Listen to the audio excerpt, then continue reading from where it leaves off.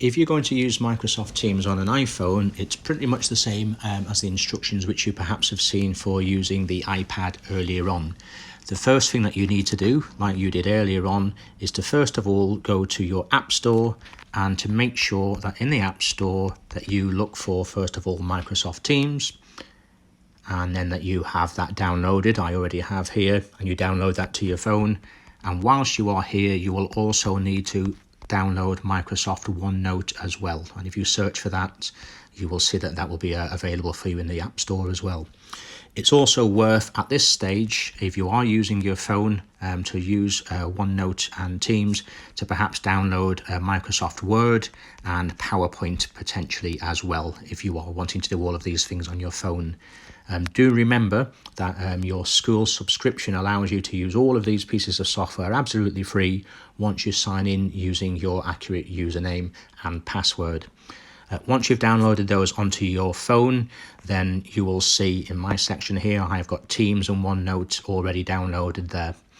If you just click on Teams, like for the iPad version, you're then asked to put in your username. Remember, your username is your school email address. So in this case, we'll just type in the test account, which you saw me using earlier on. And just make sure that you have this exactly as it is at school. So you have the exact same address, and make sure that you stick in durhamjohnston.org.uk correctly at the end of your email address. When you click sign in for the first time, it will always take you for the very first sign in to Sims, and hopefully you'll remember from earlier, you need to just copy and put in again the same email address, which is your username, which you use at school. So your email address is the same as the one you just used earlier. I'll just type this one in. And then again, just make sure as you're using this on your phone that you have exactly the same durhamjohnston.org.uk as the last part of your email address typed in correctly. Remember, your password is your own private password, the same one that you use for school, and then you type this one in here as well. So if you put that one in accurately, just make sure that you do it exactly as you would at school. And then when you sign into Sims, what you'll then see, it will take you directly to Teams on your phone for the first time. And using Teams on your phone is perhaps the quickest and easiest way to be able to access any of your work here. On this first screen, it will just ask you to click next, because it just shows you some of the things you can do on your phone.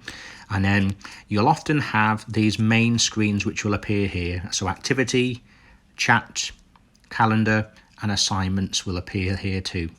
On the More section on the bottom of your phone here, you'll see that there are Teams, camera, organization, and a few other things too. What I always do on my phone is first of all click reorder when I first sign in, and it allows me just to move Teams, which is the main section you need, just to the top. And once you click that, you'll see that Teams there now appears in the middle of your iPhone screen. It's called dummy because it's just a dummy class. Yours will have your class code on there. And the first thing you always do is just click on the general tab here. And what you'll see here, if we just scroll to the top of the page, is all of the posts, first of all, which have been created for you by your teacher, and then files and more you'll see there too.